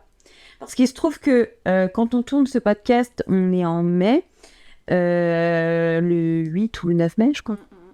Et moi et mon frère Jules, que j'embrasse d'amour, on a décidé d'offrir à notre mère une box Jeannette pour la fête des mères. D'ailleurs, c'est une très bonne idée, donc faites-le. Et pour le coup, ma mère a dit, en fait, luxe, pas forcément. Non, mais il y a des gens qui s'en moquent. Pas forcément, ouais. Ah ouais. Et c'est marrant parce que souvent, quand je pose cette question-là, il y a 2 teams. Il y a celles qui vont dire, oui, enfin, il y a vraiment des gens qui répondent non. Oui, il y a vraiment des gens qui s'en moquent, en fait. Même ça. Ça compte pas forcément pour eux. Mais oui, il y a cette question-là, je le pose parce que j'aime tellement faire plaisir que quand je vois un oui, j'ai envie de mettre un truc luxe. Un truc luxe. Ouais. J'ai répondu oui. Merde, on n'aura pas. Très bien. Et en fait, il y a pas mal de petites questions. Et puis surtout, le plus important, c'est d'envoyer des photos. Je demande souvent des photos de plein pied. Et t'en as souvent pas assez. Ouais, au début, c'est arrivé. Des photos de plein pied où la personne se trouve jolie, dans laquelle elle est bien. Et ça me permet de visualiser un peu son univers et comment elle est. D'ailleurs, il y a plein de photos que ma mère a refusé que je t'envoie parce qu'elle m'a dit « Mais en fait, ce truc-là, je le mettrai plus et tout ça. » Donc, elle a refusé que je les envoie. Ok. Ah, mais il en faudrait un peu. Très cohérent. Oui. Mais voilà, donc le système des box, c'est ça. J'ai lancé il y a un petit moment, maintenant. Oh, je pense que ça doit faire 1 an. Facile, 1 an? Ah ouais? Ah, ça doit faire 1 an. Arrête. Ah non, pas encore.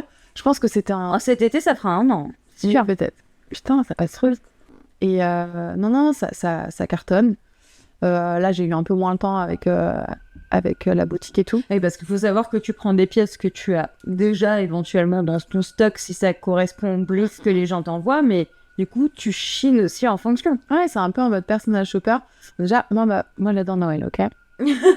Déjà, tu es né à Noël. Exactement. Pour les gens qui ne le savent pas, c'est quand même... 23 décembre. Voilà, clairement. Pour toi, t'adores Noël, mais c'est vraiment genre une torture d'attendre que les gens ouvrent les cadeaux que tu leur fais. Et je comprends parce que je suis complètement pareil.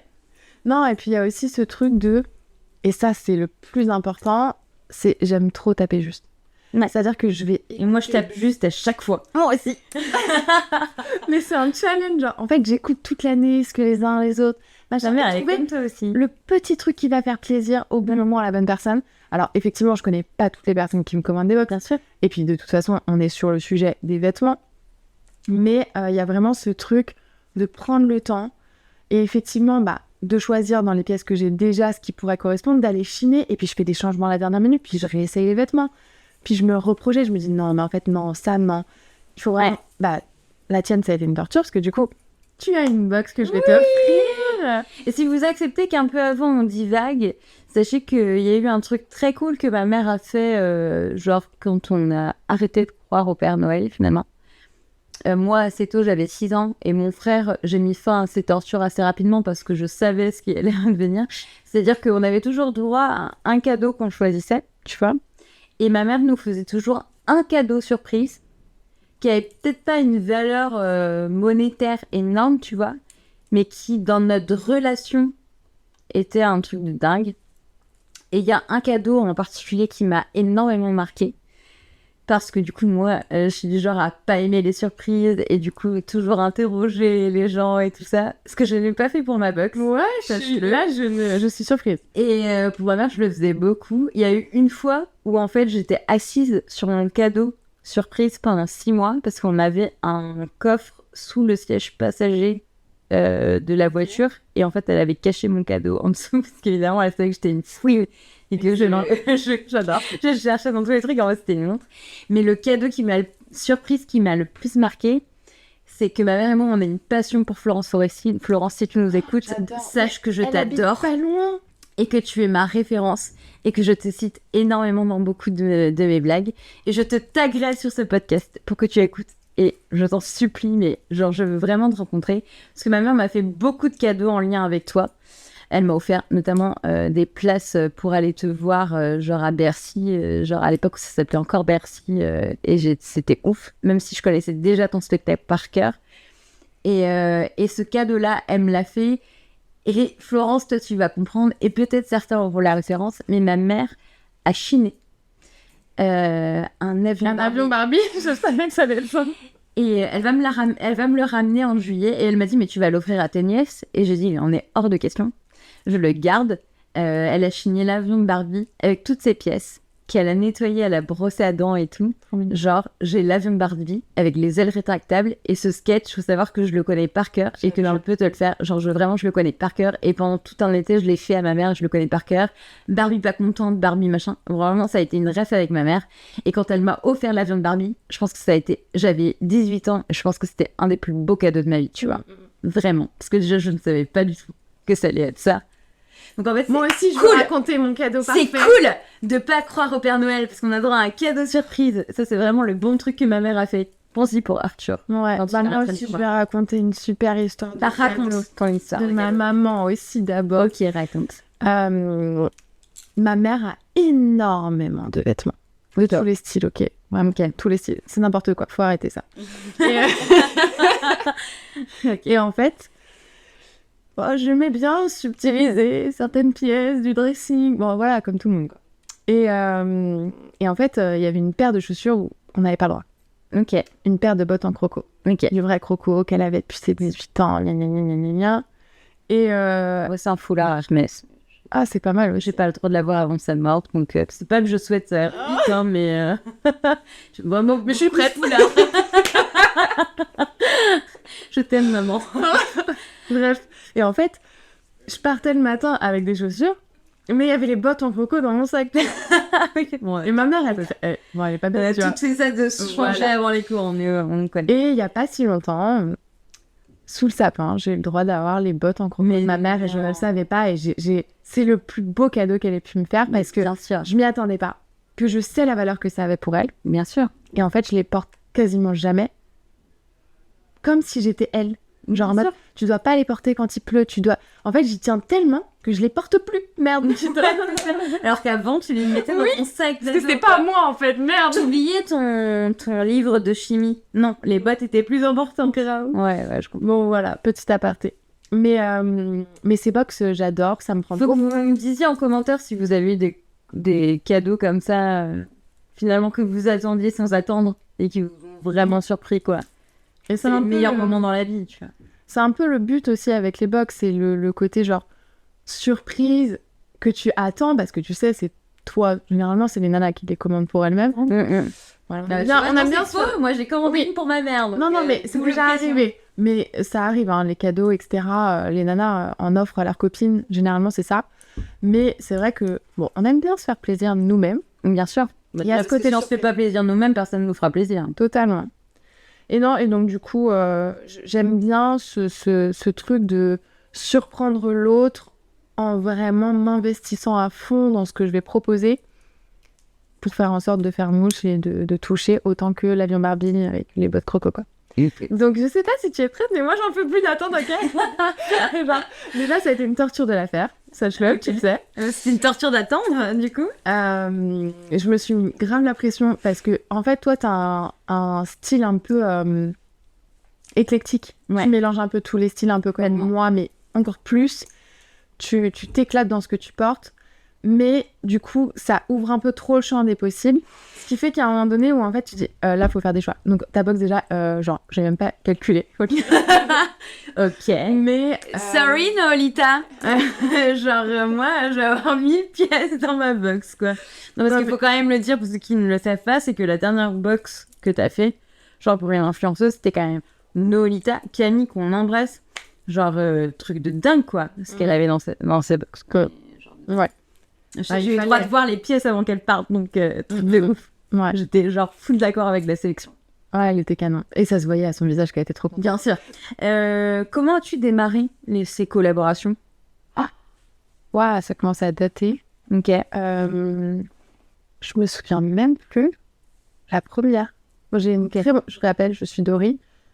Mais en fait, avant Jeannette, je connaissais pas trop bien les réseaux, les influenceurs. Enfin, moi, c'était pas trop mon truc. Et je me suis un peu mis au truc. Ouais, mis au parfum. Et puis, le jeu, quoi. Tu suivais des meufs, donc tu leur a aussi, je suppose, proposé de participer. Je leur écrit naturellement. Bon, bah voilà, moi, j'ai ça. Et je sais, moi, dans l'envers du décor, qu'il y a beaucoup de marques qui osent pas, genre, forcément contacter des influenceurs. Et du coup, avec le podcast, j'ai aussi un peu la problématique parce que je me suis permise, et en vrai, on peut se permettre, de contacter des gens. Au pire, les personnes, elles te répondent pas. Ou au pire, elles te répondent non. Mais au moins, t'as essayé, tu vois. Et je pense que t'étais dans ce motif-là. Oui, puis en fait, c'est des gens comme... C'est des gens comme nous, en fait. C'est des humains. C'est des humains, donc non, bah, j'en ai contacté certaines. Dans les premières, il y a eu Maëlys, qui est une de mes copines, Blondie Lily, que j'adore. Et ça a été un vrai plaisir, parce qu'en fait, on voit la joie sur le visage des gens, et ça, c'est incroyable. Nawal, Bonnefoy, il y en a eu beaucoup. Je pourrais même pas tous les citer, parce que j'en ai vraiment fait pas mal. Non, bah, je les contacte tout simplement parce que c'est aussi comme ça qu'on se fait connaître. Elle touche d'autres gens. Faut pas toujours se limiter à son propre réseau et univers. Et c'est pour ça aussi Noolita, par exemple. Tu vois, on m'a dit oui, mais voilà, elle porte pas que du vintage. Non, en fait, c'était challengeant. Ça la démocratise. Ça montre à d'autres personnes qu'il y a d'autres façons de consommer et que c'est des pièces encore plus stylées. Bien sûr. Et elle était hyper contente de sa box. En tout cas, elle avait l'air, tu vois. Mais elle en consommait un petit peu quand même. Oui, elle consomme un peu de vintage. D'ailleurs, elle connaît assez bien une amie à nous. Je pense qu'on peut la citer. Claire, on t'embrasse, de La Source. Et oui, donc elle consomme quand même un peu de vintage. Ouais. Et après, les stylistes, alors oui, mais encore plus depuis qu'il y a le showroom, parce que le du showroom, donc en gros, c'est sur rendez-vous, aussi bien avec des clientes que des professionnels. Personal shopper, styliste, etc. Influenceurs, pour du prêt, de la location, pour des shootings, pour des événements importants, etc. Et puis parfois des petits événements où tout le monde est convié pour venir choper, boire un coup, et voilà. Incroyable. Avec quelle influenceuse t'as pas encore bossé, avec qui tu rêverais de taffer? Léna. Léna Situation. Ouais. Bon, elle a fait quand même... C'est une meuf qui a commencé dans sa chambre et maintenant elle est au Met Gala, donc je peux comprendre. Non, je la trouve incroyable, je la trouve pétillante. Ouais. Moi, elle me fait mourir. Moi, j'adore. En fait, j'aime bien le fait qu'elle soit restée hyper humble, authentique, malgré tout ça, quoi. Et puis, j'adore qu'elle travaille avec les gens qu'elle aime parce que c'est ce que j'ai toujours... Alors moi, j'adore Léna, mais est-ce qu'on peut se dire, après tout ce que nous, on connaît, est-ce qu'elle est humble, genre face caméra, ou est-ce qu'elle est vraiment humble? Tu vois? Je sais pas. Est-ce que plus égale vraiment plus? Ou est-ce que plus égale juste un peu plus de business? Tu vois? Non, je sais pas. Je pense que tu peux pas tout... Tu peux pas totalement tricher. Les réseaux, c'est compliqué de tricher, tu vois. Bien évidemment, comme même dans la vraie vie. Ce que j'apprécie, c'est qu'elle montre quand même beaucoup de moments de faiblesse. Elle fait ses crises d'angoisse et tout. Et je sais que toi et moi, on est quand même assez sensibles à ça. Ouais. Donc, c'est vrai que à partir de ces moments-là, moi, je me suis vraiment rapprochée de Léna. Moi aussi. Moi, ça m'a... Mais tu le sais, parce qu'on est des hypersensibles, parce qu'on a des problèmes d'anxiété, etc. Mais en fait, ce que j'imagine, c'est que même dans la vraie vie, tu te lisses un petit peu. Tu veux toujours être au plus beau de ce que tu es. Bien sûr. Évidemment que sur les réseaux aussi, en fait. Le fait de montrer cette partie un peu ces moments de up and down, ça prouve qu'en fait, t'es aussi un peu plus authentique. Et le fait de travailler avec les gens que tu aimes et pas juste en mode business, waouh. Parce que ça fait longtemps qu'elle bosse avec Marcus. D'ailleurs, Marcus, je tiens à se dire, je t'adore. Je t'aime, Marcus. Sache que je t'aime. Et je l'ai dit en première, je t'aime, Marcus. Non, mais en fait, quand tu bosses aussi longtemps avec des amis et des gens proches, ouais, c'est que t'es quelqu'un de vrai, quoi. Non, mais c'est que... Enfin, faut que ce soit solide. Bien sûr. Bien sûr, solide. Faut qu'on soit aussi solide que... D'ailleurs, il y a quand même des gens qu'on voit encore dans les vidéos de Léna. Et moi, je parle par exemple des vlogs d'août. D'ailleurs, Seb, moi j'adore. Mais leur couple avec Seb, j'aime énormément. Et je pense que c'est vraiment sincère, qu'il y a un vrai truc entre eux. D'ailleurs, je pense qu'ils ont traversé énormément de galères. Du fait qu'ils soient très exposés tous les deux. Ah. Mais c'est vrai que, genre, il y a des gens qu'on voyait beaucoup peut-être au début des vlogs de Léna, qu'on voit un peu moins maintenant. Oui. Mais c'est la vie. C'est la vie. C'est vraiment la vie. Bah oui. C'est ce qu'elle te montre aussi, en fait. Non, mais moi, je trouve que son parcours est incroyable. Je trouve que ce qu'elle fait est... En fait, je sais pas comment elle fait. En fait, je pense qu'elle est elle-même. Et parce que tu vois ce que je te disais en termes de, genre, après tu crois ou tu crois pas, mais de manifestation. Tu sais, cette meuf, elle a assisté au Met Gala et genre, il y a, je pense, 5-6 ans, dans sa chambre d'ado, elle a fait un mood board avec sa gueule sur le Met Gala. Et la meuf, elle est au Met Gala, tu vois. Genre, pouvoir d'attraction. Genre, elle l'a manifesté, ça. Ouais, bien sûr. Bien sûr. Léna, ouais. Léna à fond, ouais. Léna, est-ce que tu veux faire une box vintage avec Joséphine? Et d'ailleurs, j'ai posé la question sur mon Insta, à qui on en fait une, etc. La plupart des gens ont répondu Léna. Donc, ça me conforte aussi dans cette idée-là. Après, il y a plein de gens avec qui je rêverais de bosser. Enfin, en fait, ce qui est intéressant avec les box, c'est que je peux autant faire une box à Nolita qu'une box 76. J'ai eu une mais 76 à faire. En fait, c'est complètement t'adapter. Je m'adapte à la personne. Donc, faut pas, genre, rester focus sur celles qui ont déjà été faites parce que elles s'adaptent, en fait, à chaque personne. Bien sûr. Ouais. Le brief est différent à chaque fois, en fait. Complètement. Comment ça se passe, finalement, une collaboration avec un styliste? Ils se contactent? Est-ce que tu les contactes? Comment ça s'organise? Là, c'est beaucoup eux qui me contactent, voilà, avec un mood board, un projet, avec une marque, etc. Pour un shooting ou un événement. Exactement. J'envoie quelques photos, généralement des idées qui me viennent. Et après, voilà, il y aura un contrat de prêt ou de location. Ok. Du coup, il y a quand même... Est-ce que au-delà du prêt ou de la location d'une pièce, il y a autre chose qui rajoute au contrat en termes de budget ou pas? C'est juste... Ils te règlent la location de la pièce ou est-ce qu'il y a un truc en chef de caution? Ok. Quand même. C'est tant que ça se passe bien. Exactement. Ok. Qui est rendu, en fait, à réception des pièces, il n'y a aucun souci. Non, voilà. Après, l'idée, c'est de les rendre assez rapidement parce que du coup, elles sont immobilisées pendant ce temps-là. Bien sûr. Mais voilà. Et après, j'essaie de faire en sorte qu'ils utilisent un maximum de pièces parce que c'est pas parce qu'on te les emprunte qu'elles sont utilisées et qu'il y a un surtout qui vont sortir.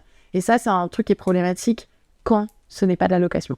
Ok. Parce que tu immobilises, j'ai pas forcément des retours. Tu vois, ça fait beaucoup.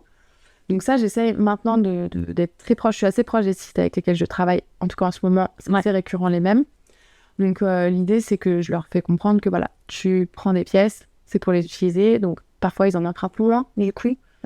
Mais ils sont sûrs d'utiliser les pièces. Ouais.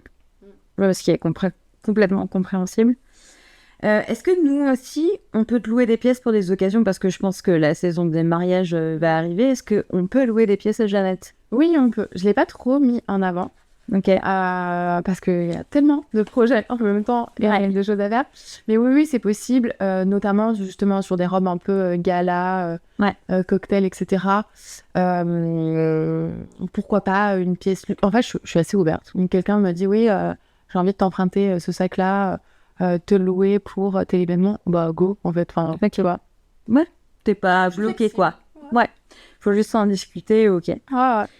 L'upcycling se démocratise de plus en plus. Est-ce que toi, tu y penses ou est-ce que tu veux rester uniquement un shop vintage? Parce que je sais que tu as déjà proposé des pièces upcyclées que tu as faites. Je me rappelle de cet ensemble à plumes. Tu l'as vendu ou pas? Non, il est là encore. Et je sais aussi que tu as bossé en collab avec Indiana, qui upcyclé des pièces et elle est au Mexique. Il me semble exactement. Est-ce que tu comptes poursuivre ces collabs d'upcycling ou toi-même en faire? Je suis pas sûre, en fait. En gros, j'ai fait un peu d'upcycling, genre de chemises que j'ai croppées, de blazers que j'ai croppés, où j'ai ajouté ces petites plumes.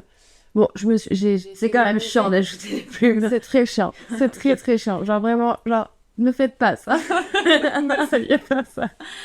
Ça graisse l'aiguille. C'est infernal. Ne faites pas ça. Ne reproduisez pas cette erreur à la vie. Non. Mais j'ai bien aimé parce que j'avais envie de faire d'autres choses. Voilà, j'avais acheté ma machine, j'avais envie de faire des tests. Moi, j'avoue que j'ai un col upcyclé avec un c'est même pas de l'upcycling là, c'est de la création. J'ai un col créé. En plus, j'ai un chouchou qui est avec parce qu'à l'époque j'avais des cheveux, donc pour l'instant je peux pas encore le reporter, mais il est dans les affaires. Ouais, sûr. Non, j'aimais bien, mais j'ai pas trop le temps. J'aime bien, mais autant que chiner. Ouais. La collab avec Indiana. Et puis c'est un métier aussi. Ouais, c'est un métier. Non, alors j'avais aussi fait, tu sais, ces sweats upcyclés, tu sais que j'avais croppé. J'ai aussi un ensemble. Oui, tu l'as. Que j'ai porté. Oui, j'adore. Ouais.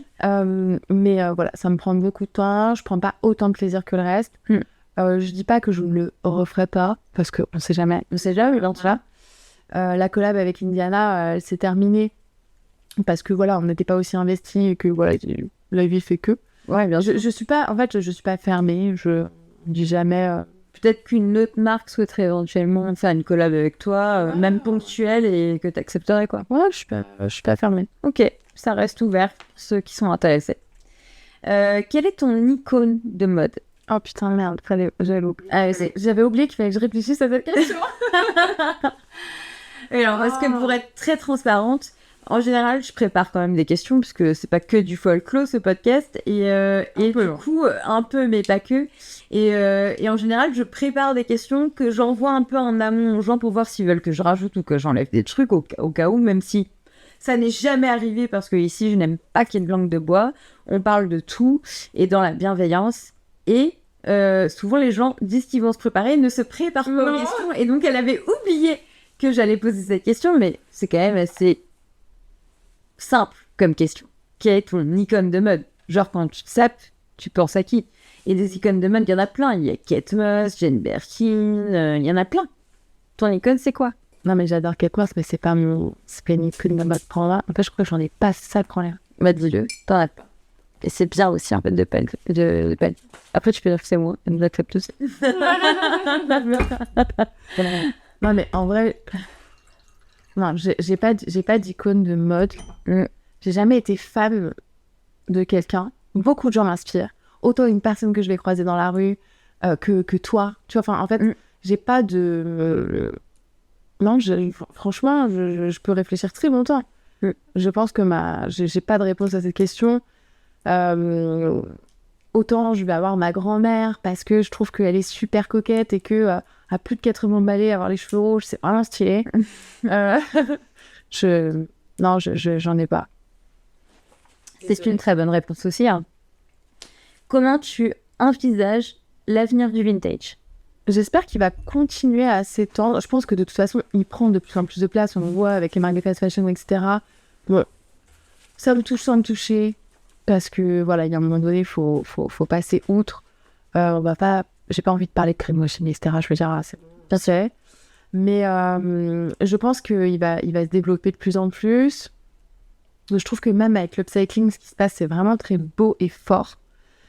J'espère que surtout les consciences vont s'éveiller, peut-être grâce à des podcasts comme le tien, parce que tu vois, le fait que par exemple Hissap Paris est fermé, ça m'a vraiment... Mona d'ailleurs. Ouais, ça m'a vraiment fait mal parce que franchement, je pensais que c'était une boîte qui allait très bien. Je pensais que c'était une boîte qui allait aller très loin parce que c'était à la fois moderne, écolo, éco-responsable, etc. Il y en a plus en plus. Beaucoup à une amie en fait, qui m'a même avant toi lancé dans l'upcycling et le vintage, pardon. C'est Anaïs d'Irrécupérable. Ok. Je lui ai acheté des pièces incroyables faites à base de rideaux. C'était dingue. Ouais. Et elle a fermé aussi. Ouais. Et il faut que, en fait, vous qui écoutez ce podcast, que vous le sachiez ou non, que vous soyez dans le milieu ou non, c'est très difficile.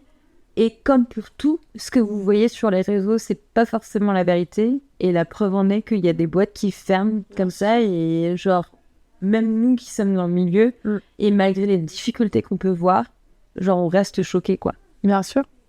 Bien sûr. Et puis, il y a quelque chose que j'apprécie beaucoup. Et c'est pour ça que je disais que, par exemple, je vais acheter chez La Source si je vois un truc qui me plaît. Tu vois, j'ai pas de difficulté à le faire alors que je pourrais le chiner moi-même. Tu vois, tu peux dire, c'est bon, je vais le trouver moi-même. Non. Il y a ce truc de... Et c'est ça qui est beau dans la façon de consommer un peu localement, c'est que tu choisis à qui tu donnes ton argent. Tu choisis qui tu fais vivre. Et ça, c'est le plus important. Si tu veux, bien sûr qu'il y a des trucs qui me plaisent chez Zara, chez ce que tu... Évidemment. Quand tu vas sur Vinted, c'est de autant ça me fait pas kiffer de leur donner mon argent, en fait. Non, bien sûr. Tu vois, je préfère payer plus cher et le donner à quelqu'un qui... Tu vois. Et quand les gens te parlent mal sur Vinted, ben moi, ça me donne pas envie de leur donner mon argent non plus, parce que c'est aussi très important. Parce que vous soyez professionnel ou non, à partir du moment où vous décidez d'avoir une relation commerciale avec les gens en vendant sur Vinted, prenez en compte et en considération que c'est une relation qui est commerciale. En plus de ça, vous êtes noté et vous notez les autres. Et des fois, il y en a qui ont des comportements vraiment assez inadmissibles, en fait. Ouais. Donc voilà, c'est un peu mon petit coup de gueule du jeu. Qu'est-ce qu'on peut te souhaiter pour l'avenir de Jeannette et de My Office Company ? Des bonnes choses, des bonnes personnes. On te le souhaite. Voilà, continuer à rencontrer des belles personnes, chiner des pièces de ouf. L'avenir, c'est quoi pour My Office Company ? Et l'avenir, c'est quoi pour Jeannette ? Pour My Office Company, j'espère... parce que l'économie va mal. Est-ce que j'apprends quelque chose ? Je ne sais pas. Ouais, l'économie est compliquée. Les sociétés, les startups ont beaucoup plus de mal qu'avant. On se reprend le revers de la médaille du Covid. Hein. Bien sûr. Donc, c'est un peu compliqué. Et pourtant, on a eu des belles années où on s'est vraiment éclaté. Et aujourd'hui, c'est compliqué. Donc moi, j'avoue que rien que revenir à une situation économique où tout le monde se sent plus à l'aise, moins dans la galère, déjà, ça, ce serait bien. Ok. Pour Jeannette, ce serait vraiment... j'ai pas trop envie de spoiler, donc je vais pas parler des projets qui vont arriver bientôt. Mais continuer à rencontrer des belles personnes, continuer à chiner des belles pièces qui vont faire rêver les gens. Et j'espère aussi développer le showroom, parce que ça m'a vraiment éclaté. Et les box, en fait. Complètement. Ouais. Continuer à m'amuser. Ouais, c'est ce qu'on te souhaite. Ouais. Je décide, on arrive au terme de ce podcast. Wow. Un des plus longs podcasts que j'ai tourné. Est-ce que ça va ? Mais surtout, je pense, un des podcasts qui pour moi est le plus important. clairement.